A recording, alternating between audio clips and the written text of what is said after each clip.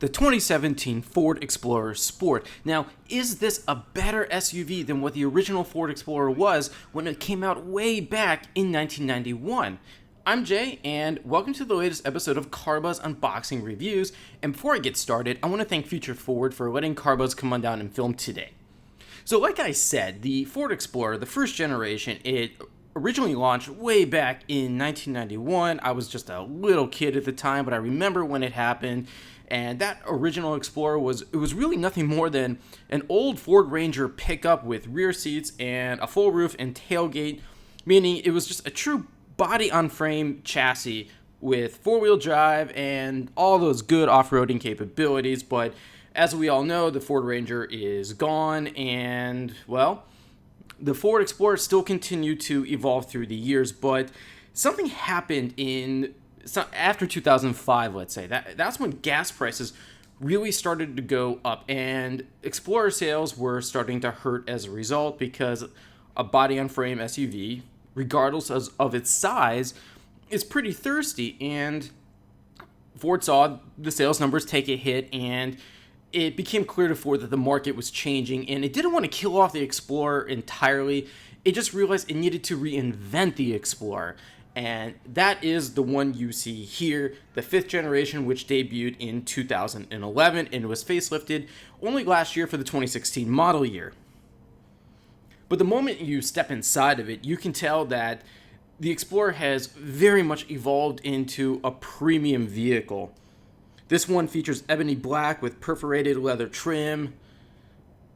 And I really like the details that Ford is putting into their vehicles now, such as that strip of aluminum-like plastic there. It looks really good, though.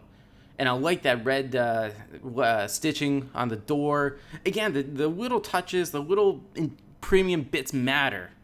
You don't even realize it at first, but when they're pointed out to you, you're like, yeah, that's quite nice.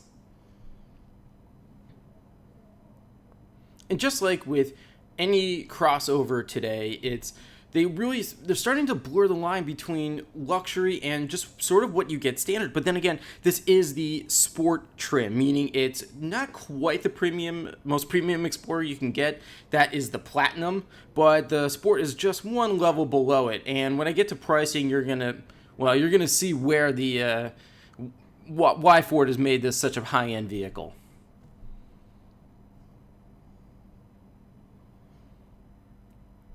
Now, this is a 7-passenger, 3-row crossover.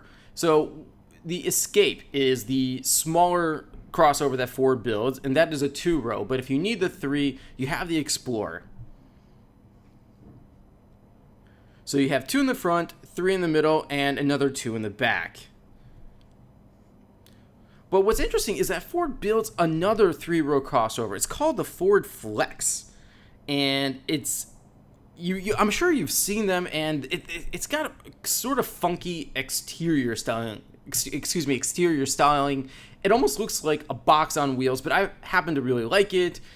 It's kind of retro looking, but its sales have not been quite anywhere near what the Explorer's has been. And the Explorer just has a more just conventional, attractive exterior styling, and that's why it's just continuing to sell very, very well. And like I said, the Explorer was refreshed for 2016, but what's new for 2017 is that Ford finally got rid of My Ford Touch Infotainment System and replaced it with Sync 3. Sync 3 is now in this 8-inch touchscreen. And Sync 3, oh man, it is such a huge improvement over My Ford Touch. And the overall dash layout, it's very nice. It's very driver-friendly. And when you're in the driver's seat and when you have to reach over to the dash, it's not a far reach at all. And like I was mentioning, Sync 3 is the replacement for My Ford Touch, and it's something that just couldn't come soon enough. I remember when I saw this Explorer Sport debut about a year and a half ago almost, it still had My Ford Touch in it, and I was thinking then that, oh man, the only drawback to this vehicle that would make me hesitate to buy it is My Ford Touch, but now Ford has fixed it. Sync 3, here you go. It's much more intuitive, it's more logical, and user-friendly. Other features you have is voice-activated navigation, 10-way heated driver and passenger seats, leather-wrapped steering wheel,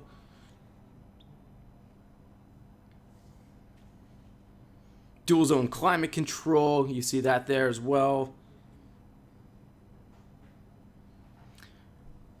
And the other thing that I really like in the interior is the Sony Premium 500-watt sound system.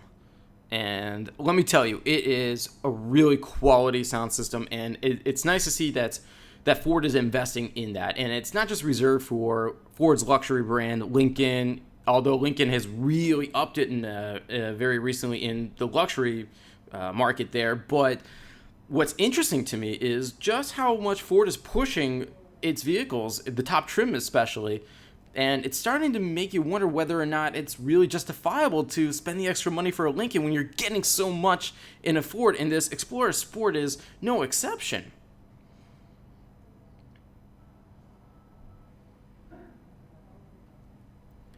Now this is interesting here. You're going to like this if you like to go off-road, because this does have all-wheel drive. That is the terrain management system. It's controlled by that rotary dial there, and it will control, adjust, and fine-tune the engine, transmission, differential lock, throttle response, four-wheel electronic traction control, and stability control in order to adapt the vehicle for the best performance in the chosen driving mode. And there are 4 modes. You have normal, mud and ruts, sand, and the last one's called grass, gravel, and snow. Basically, Ford says, look it, you can drive this Explorer Sport in any road condition you want. Is it a true SUV? Like, I'm talking true body on frame. That's a Toyota Land Cruiser, for an example, Toyota 4Runner. No, this is unibody. What does that mean exactly? Well, a unibody construction means it is a platform that has the ability to be modified into something else. Several bodies, like a crossover here. I like this, the dual pane sunroof. They cost about an extra $1,500 or $1,600, but it's definitely worth it because I just think it really does a great job of lighting up the interior. But back to unibody construction here. Now, you need to know that the Explorer, it rides on Ford's D4 unibody platform. And what's interesting is that this platform was originally developed, an earlier version of it, by Volvo. And Ford bought Volvo, then it later sold it, but not long after Ford bought Volvo, it inherited this platform, and it took full advantage of it. Other vehicles that are still riding on this exact same platform, the Ford Taurus and the Flex.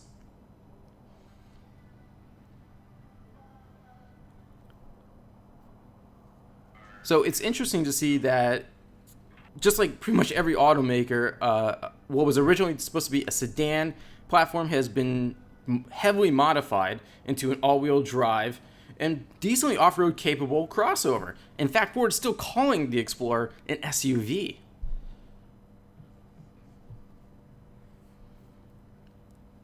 So let's talk some safety features here, because I know people who buy the Explorer are oftentimes their families, and safety matters. So first thing that you need to know is that the Explorer has earned a 5-star overall crash test rating from the US government.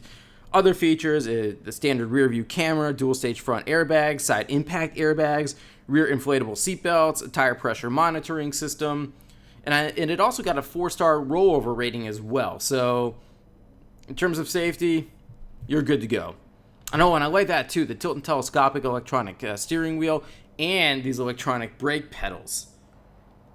Again, these are extra features that come with the Sport, and I really like having, especially the pedals. It just makes the driving position just that more comfortable and adjustable for people of any height.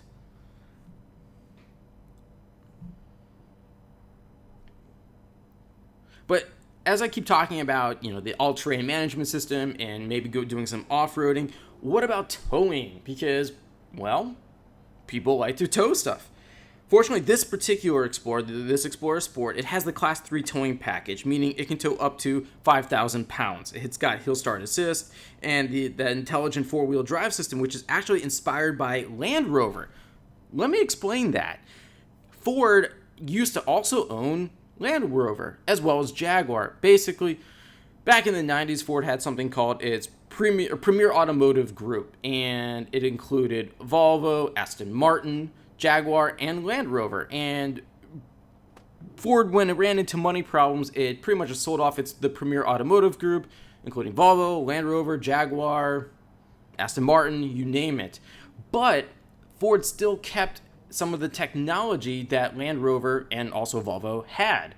It's just per business agreements, financial agreements, however that worked out. But to the Explorer's benefit, that intelligent four-wheel drive system, it is Land Rover technology originally. Now, I also like it for the rear seat passengers here because they have their own climate control there and 110 volt outlet. And of course, cup holders. As you saw in the center console up front, you gotta have those cup holders for every single passenger.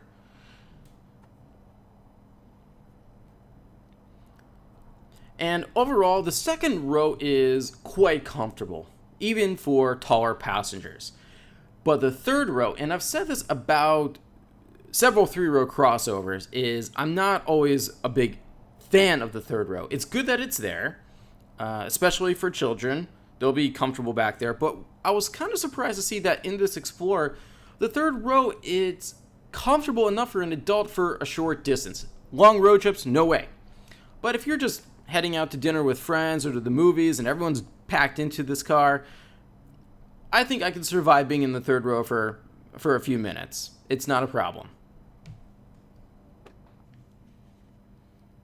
And I like these electronic lift gates here. That's just a nice touch that most of these crossovers and SUVs are getting today. So cargo space here. Well, with those third row seats folded up, it's 21 cubic feet. Which, it's satisfactory enough. You can get most of your groceries in there. But to really take advantage of the Explorer Sport's full cargo capabilities is to, first and foremost, fold down the third row seats. And these are 50-50 split folding. The third row and in the second row, it's 60-40. But notice that they're electronic in the third row, which is kind of a nice premium touch there. Now, that is something I previously saw on the Infiniti QX80, and that's like a $70-some thousand full-size SUV. And luxury at that, too. So it's cool that Ford is, again, they're upgrading so many of their vehicles and their trims these days that it's starting to make you wonder whether jumping up to the Lincoln brand is justifiable. I'm still not so sure about it. There you go. A lot more space right there.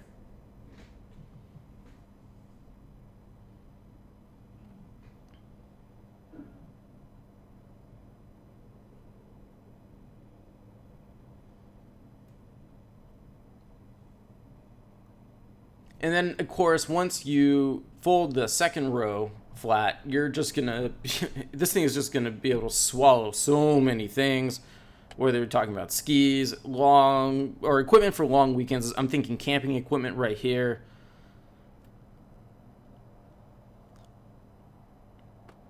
And Ford was very smart about designing this Explorer because, well, one of the complaints that people had about those old body-on-frame chassis Explorers was the harsh ride, but they liked the flexibility that vehicle offered, and Ford was like, well, now that we have this unibody platform here, we can continue offering the flexibility and expand upon it as well.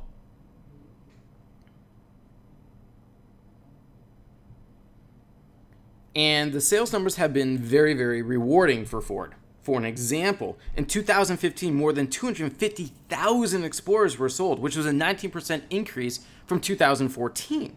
And Ford is expecting similar, if not better, numbers for 2016. So I wouldn't be surprised if more than 250,000 of these were sold this year. All right, under the hood, what do we got? This is nice. This is the optional 3.5-liter twin-turbo V6 EcoBoost. It's got a total of 395 horsepower and 350 pound-feet of torque. Now, the other engines are available. This is the top-of-the-line engine you can get in the Explorer. Now, you can also get it starting, I think, in 2017 for the F-150 pickup truck. You can get the base engine, which is a 2.3-liter inline-4 EcoBoost, which is actually the same inline-4 turbo EcoBoost that you get in the Mustang. That has 280 horsepower and 310 pound-feet of torque. There's also the 3.5 liter naturally aspirated V6 with 290 horsepower.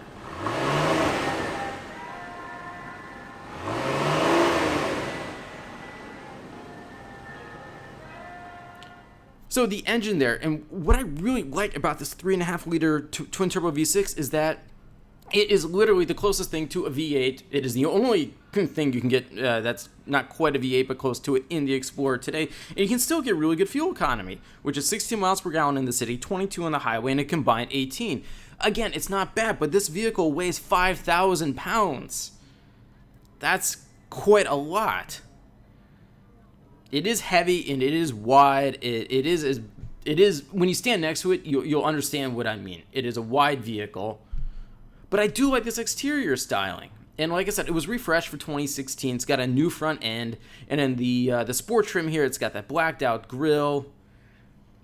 And this ruby red metallic paint. It costs an extra $395, but it looks really sharp here. It's got the LED tail lamps, LED signature lighting, fog lamps. I like it how the A and B pillars are blacked out there, as well as the D as well, to kind of give it that floating roof look that the Nissan Murano also has. And these are 20-inch mock aluminum wheels. Again, this is all a part of the sport trim. And only the Sport and the Platinum at the moment are offering the 3.5 liter twin turbo V6. I'll also take note of the chrome exhaust tips there too. Again, a really nice touch. So how much does this cost? Good question. Well, the base Ford Explorer starts at $31,660. The Sport begins at $45,205, but this one has $6,225 worth of options. And that combined with the delivery and handling fee, you're looking at a grand total of $52,375. Yes, I know, that sounds quite expensive. But you need to, again, compare apples to apples to the competition, which includes the Dodge Durango, which starts at also at around $31,000 and goes to close to $50,000. You have the also brand new Mazda CX-9, also starts at around $32,000 to about $45,000. There's also the GMC Acadia, again, $32,000 to about $51,000. The Honda Pilot, $31,000 to $48,000. The Hyundai Santa Fe, I did an unboxing review of that as well. That also starts at $31,000 to about $37,000, so that's a little less expensive. But then you have the Toyota Highlander, which, again, same base price, but that can also go to about $52,000. So all these mid-size three-row crossovers, once you start adding up the features, the prices just go above, well, $45,000 to $50,000. So what do I like here? Well, first off, that this is actually pretty fast for a vehicle that weighs 2.5 tons, 0 to 60 miles per hour in 6 seconds. And that's faster to 60 by 0.4 of a second than the Dodge Durango RT with the 5.7 liter Hemi V8. What don't I like? Again, it just gets expensive fast.